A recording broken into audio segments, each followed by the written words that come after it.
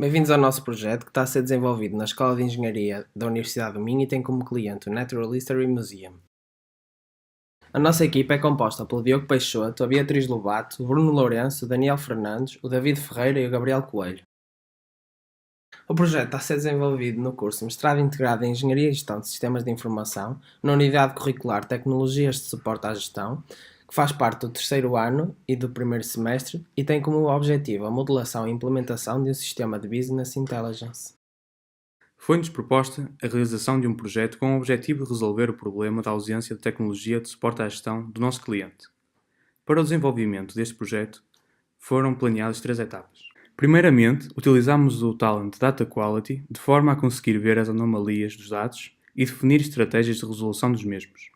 Após a definição das questões analíticas e dos KPIs, foi criado um modelo multidimensional no MySQL Workbench. No ETL, foi usado o Talent Data Integration, onde criámos Data Warehouse com base no modelo multidimensional. Foram extraídos os dados das fontes e transformadas as anomalias para depois ser feito o carregamento.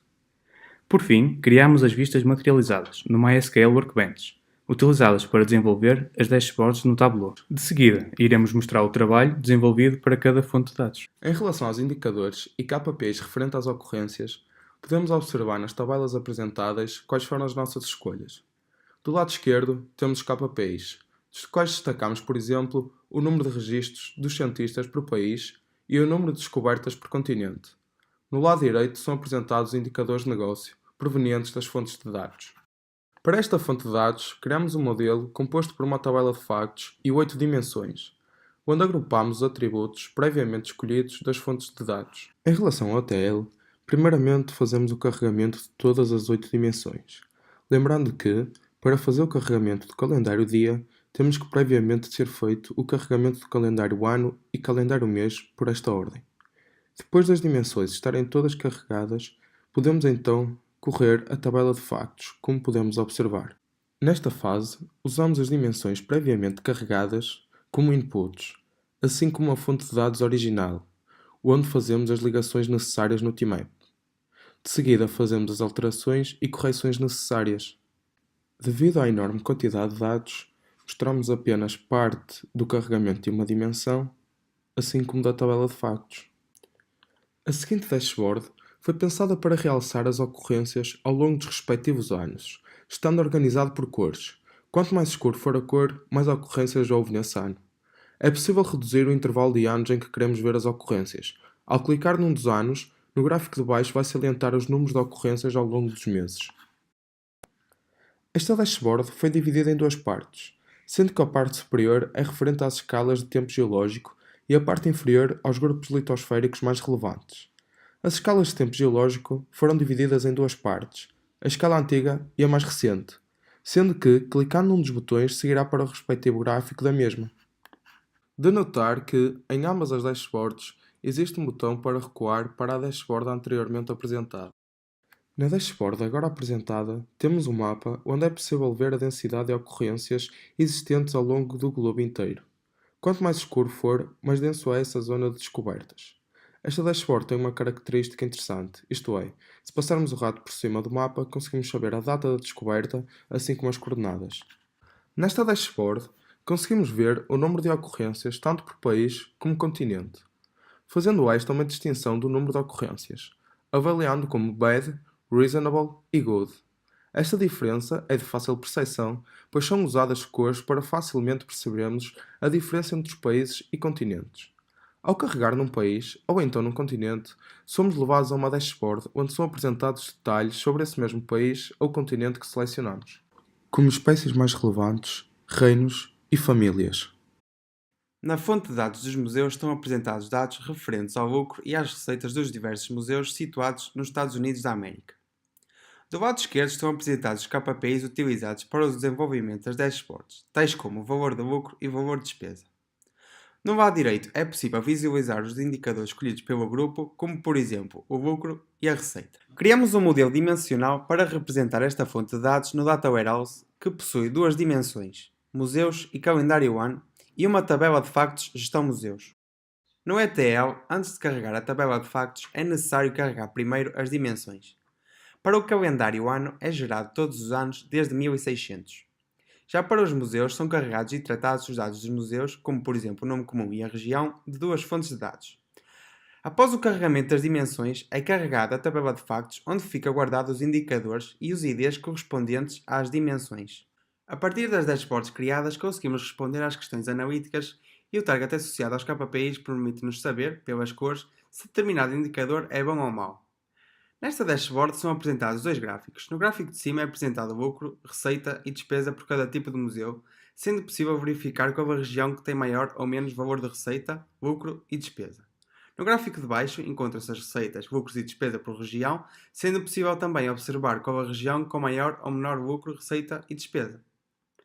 Neste dashboard são apresentados três gráficos, sendo que o gráfico que se encontra na parte de cima apresenta valores de receita do Natural History Museum comparado com outros museus, e nos dois gráficos de baixo está representado, do lado esquerdo, o lucro do Natural History Museum comparativamente a outros museus, e do lado direito a despesa do Natural History Museum a comparar também com outros museus. Para a fonte de dados relativa às visitas dos museus do Reino Unido, primeiramente foi feita uma análise à qualidade dos dados contidos na mesma, como por exemplo o nome dos museus e o número de visitas por mês e ano. De seguida foi definido um KPI, que é o número de visitas, e pode ser visualizado do lado esquerdo do ecrã.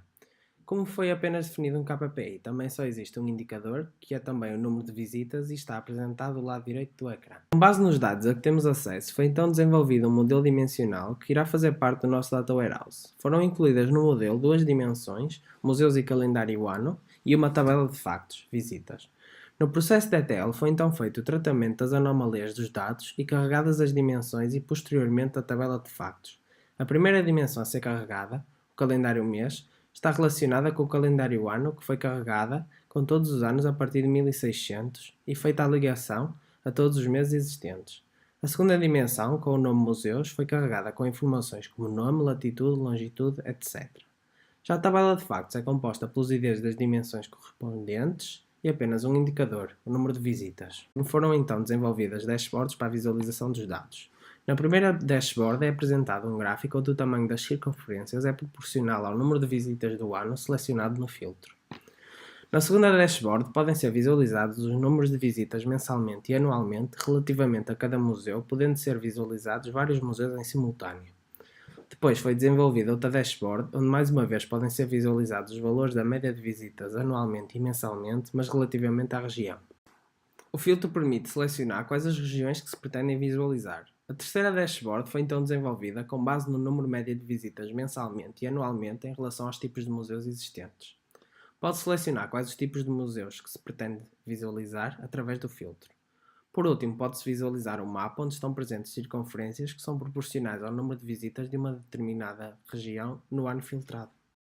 Na fonte de dados das bibliotecas estão apresentados dados referentes à localização e ao financiamento das bibliotecas.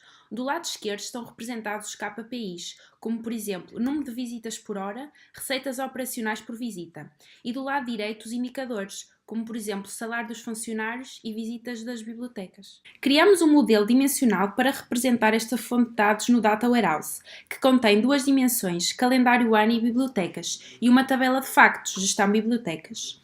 No ETL, antes de carregar a tabela de factos, é necessário carregar primeiro as dimensões.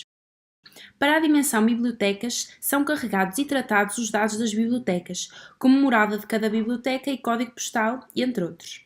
Após o carregamento das dimensões, é carregada a tabela de factos, onde ficam guardados os indicadores e os IDs das dimensões. Relativamente à dashboard, é possível verificar o salário médio dos funcionários por cada estado, comparando com 2 anos, 2006 e 2016.